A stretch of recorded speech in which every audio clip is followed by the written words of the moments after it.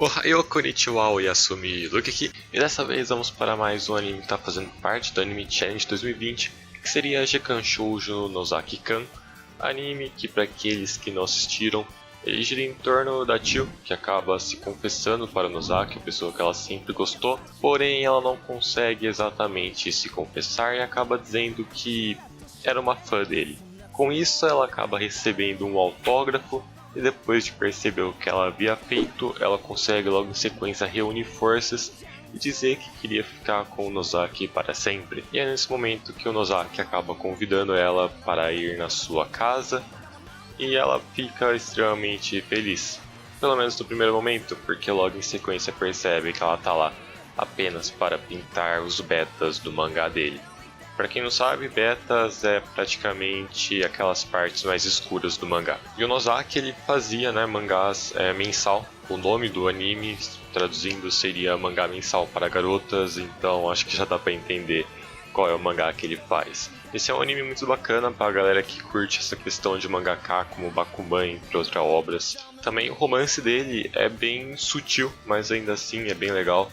E a gente tem uma comédia que, pelo menos pra mim, é incrível. Eu fiquei rindo todos os episódios, cara, não teve um que me decepcionou. Então eu aconselho bastante pra galera que quiser ver aí. E agora vamos entrar naqueles spoilers. Então já sabe, vai assistir, depois você volta aqui. E já vamos começar falando sobre a comédia.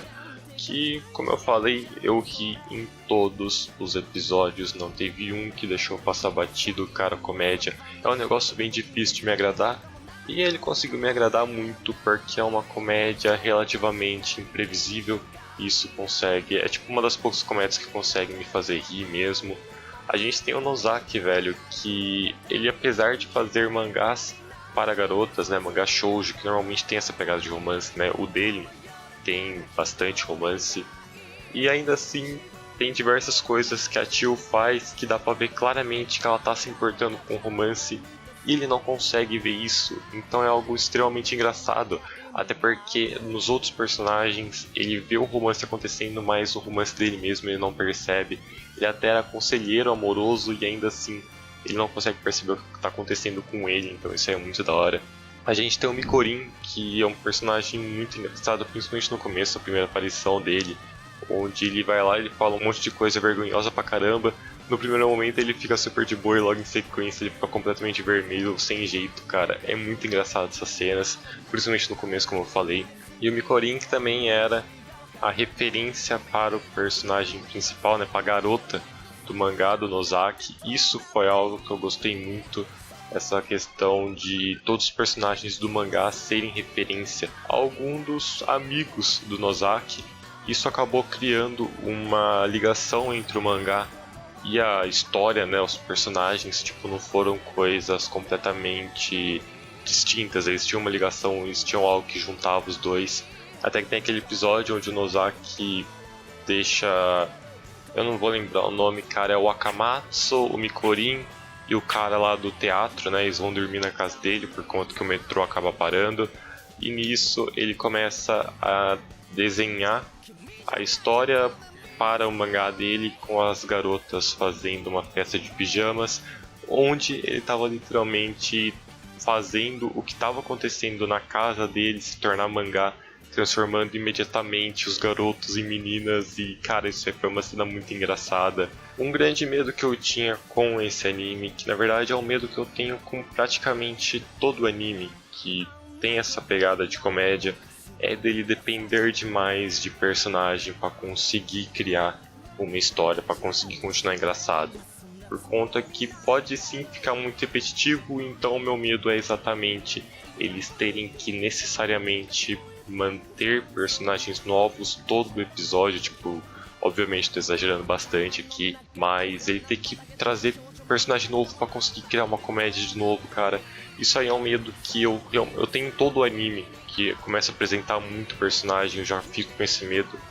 Não teve nenhum caso que realmente ficou ruim por conta disso, a não ser a Zurlane, porque aquilo lá é de outro mundo. Mas quando a questão é comédia, isso realmente nunca aconteceu, porém é um medo que eu ainda acabo tendo de um jeito ou de outro. Focando um pouco mais nos personagens, a gente tem a relação entre a Yuzuki e o Wakamatsu, que é uma relação muito da hora, com o Akamatsu tendo insônia por isso. Ele não conseguia dormir, mas depois que ele começa a ouvir a Yuzuki cantando, ele consegue dormir imediatamente, até que ele começa a espreitar o clube de canto para ver quem que é, e depois ele acaba tendo um mal entendido com a Yuzuki e não percebe que ela era a pessoa que ele se apaixonou pela voz. E a Yuzuki também com aquela personalidade extremamente bruta, e depois esse contraste com o canto dela é algo muito da hora. Ela que focava demais no Akamatsu quando estava jogando basquete, então a relação dele foi muito da hora. Até que o Nozaki dizia que a relação não ia pra frente isso aí de jeito nenhum, saca? Então ele praticamente falava assim: tá aí, vocês estão shippando? Esquece, vai dar merda. Também temos os editores, onde a gente tem o Maeno, que era aquele cara fanático por Guaxinim. Até que tem uma cena muito engraçada, que é quando a Shio acaba conhecendo a Miyako, onde ela tinha um mangá lá com todos os guaxinins, e ela chega lá e fala assim: pô, eu leio o seu mangá, né, tem guaxinim e o guaxinim também. Ah, lembro do guaxinim. Mano, isso aí foi tipo muito engraçado essa cena, eu realmente gostei dela. A Miyako que literalmente aceitava tudo que o Maeno falava. Tipo, ele falava assim: ó, eu quero isso, beleza, eu vou pôr no mangá.